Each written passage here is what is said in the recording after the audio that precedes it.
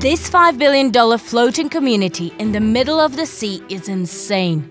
There are 133 villas, and it's got everything from underwater bedrooms to your own private coral reef. The villas ooze luxury, but there are risks living out at sea, like storms, access to transport for a medical emergency, or rising sea levels. Here's why people are still lining up to pay $6 million to own one. I'm about to show you this incredible floating villa in the middle of the sea. Floating homes aren't a new concept. There's Schoonship in Amsterdam. These homes are attached to steel pillars and slide up and down as the water level rises and descends. And there's also a floating mansion in Miami that moves around like a yacht. But the floating seahorse villas in Dubai are very different. For one, they're located 3.2 kilometers offshore, unlike the others that are right on the coast. Secondly, each floating villa is 3 stories tall and is spread across 4,004 square feet.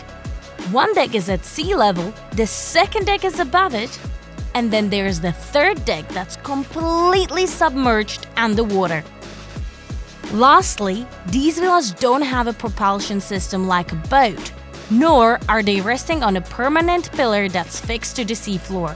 But how and why does it not move? The answer lies with how the villa was built and how it's balanced. First of all, the villas are prefabricated on land and then put in the water. So they have to be installed by a massive crane. But what exactly is the villa made of? Everything above the sea level is made of super light aluminium. That's why it has that yacht-looking style. It features a stunning glass bottom hot tub, a minibar, and a cozy sit-out area that converts into a bed. The deck at sea level was designed to be flexible. So you can push these floor-to-ceiling doors all the way in and turn it into one big space. Out front, there's a wooden sun deck and a hammock.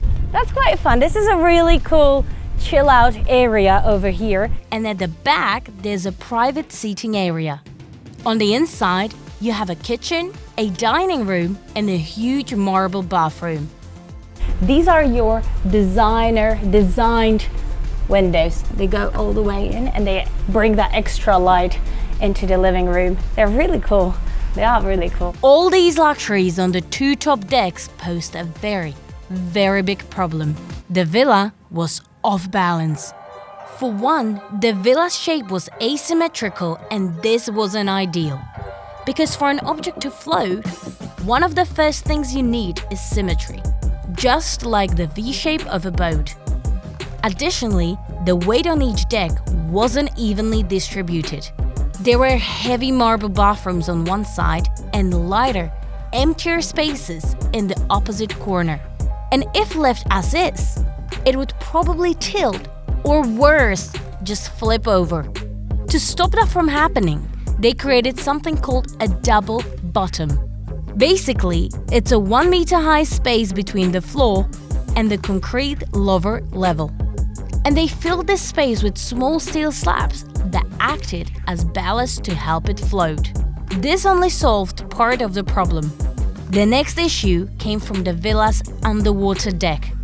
Because of its large underwater volume, a lot of water was being displaced. And this meant the villa would rise up and bob up and down in the water. To make the villa sit flat on the water surface, the underwater deck had to be heavy. So the entire level was constructed with marine-grade concrete and steel molds. The villa's weight was now 400 tons. That's as heavy as 2 Statues of Liberty. So the whole Seahorse Villa, all 133 of them, are anchored. They are moored. So they won't move, they won't go underwater, they will just stay as they are right now. The underwater deck itself is absolutely insane.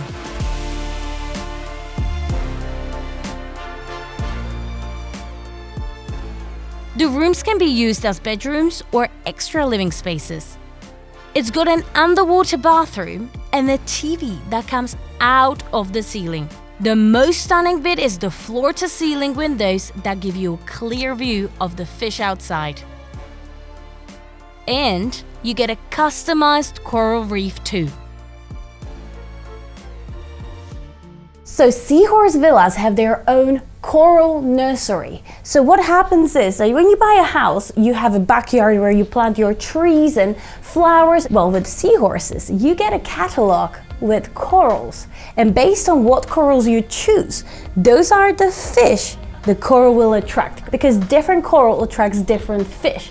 So you basically choose the view.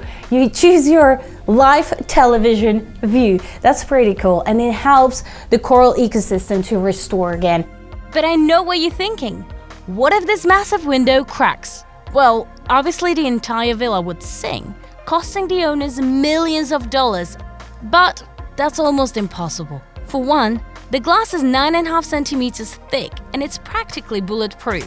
Secondly, if it did crack, you'd be able to escape to the upper floor through an emergency hatch hidden behind these doors.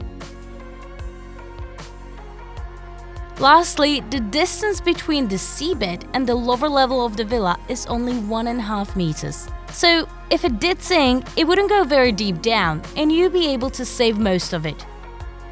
Moreover, each villa has a 100-year warranty, so your investment is protected. Location is another big factor that contributes to the safety of the villas. The floating Seahorse Villas aren't built for the open seas because large waves can sink it. So it's safely located in the middle of Dubai's World Islands. And having that many islands around it means the waters are more stable and the villas are protected from waves during a storm. What's your opinion on the floating Seahorse Villas? Would you buy one as a holiday home? Tell us about it in the comments and don't forget to like and subscribe.